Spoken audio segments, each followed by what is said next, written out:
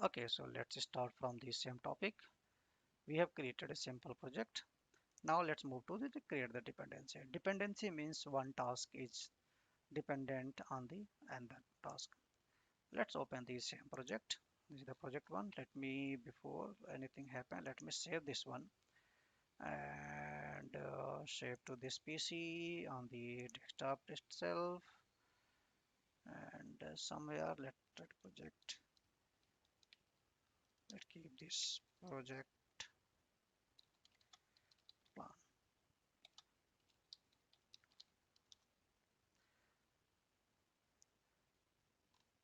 Now let's see that how we can create the dependency.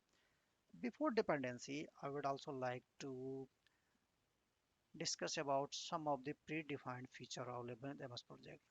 Here, if you see that everything is one days and everything starting same day and ending on the same day. So, but normally what happen when you are working on any actual project, you must be having some like a holiday, some leaves, so that also need to be taken count. So MS project has a very good built-in feature that if you want to track the holidays, if you want to track the leave of any resources, then you can go ahead and very easily do it. You just need to enter those details once and system will automatically take care. For that, go to the project tab, click on the this. Okay, let's discuss few things.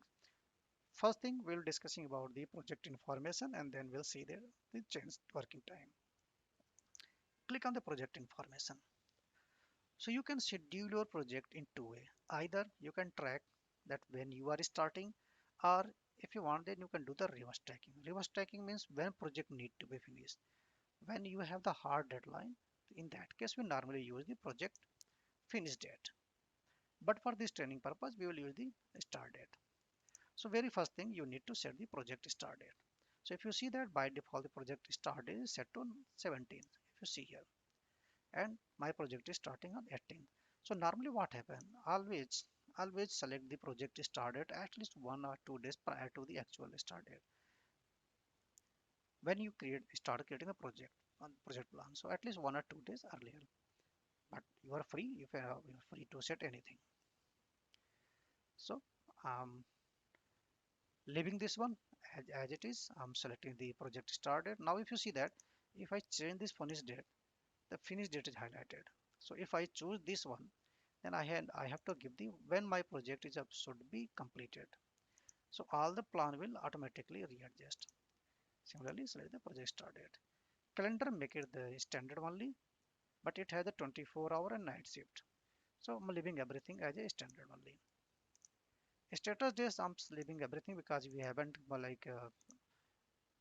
saved any state of the project. We are just in the beginning. So let's keep it. uh, Now the next thing we were discussing about how to manage the leaves and absence and holidays. For that, go ahead to the change working time. Change working time is one of the very interesting feature when you can select or define the holiday. For example, my project is starting on 18th, but somehow there is a holiday on 21. So let's click on this one 21 and make an entry like holiday for 1 day. Similarly, if you want to make a holiday on something in next month on the beginning of some maybe Monday itself, make it holiday. Sorry. So good thing of the scheduling of the holiday is that when you would be allocating any activity to any project or even be scheduling the start and finish date, system will automatically not count this holiday. This count this holiday as a non-working day, not the working day. See here, it automatically highlighted the 21st, and the next one it automatically highlighted the 27th, the 2nd October, a non-working holiday.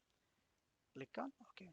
But here many things happen on this screen. This screen is very powerful screen, especially when it comes to the tracking of the holiday and leaves. Let's say we have one person. We'll see that later on. We'll also assign some resource as a holiday. So for now time being, let's put these two holidays only and click on OK. Here if you see that they are the indicator, the legend, they are the working day, then non-working day, then editing working hours, then exceptions day. So like for example, if you see that here Saturday and Sunday are marked as non-working day, but in actual scenario sometime it happen that you have to work over weekends. So MS Project say that you should always avoid any project scheduling until unless it is super critical to be activity to be on Saturday or Sunday or weekend. But sometime it happen. Mostly in the case of like production support, other thing, there is no Saturday, Sunday. You have to work across everything. So in that case, you can use those as a non-working day or non-working exception. So if you want to create such type of, then go to the detail section. And here, if you see that non-working day, and you can make those as a working times, and you can make those as a non-working day. Let's say select this one.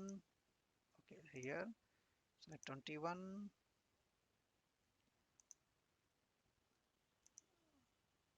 Okay, and you can make this one as a working day.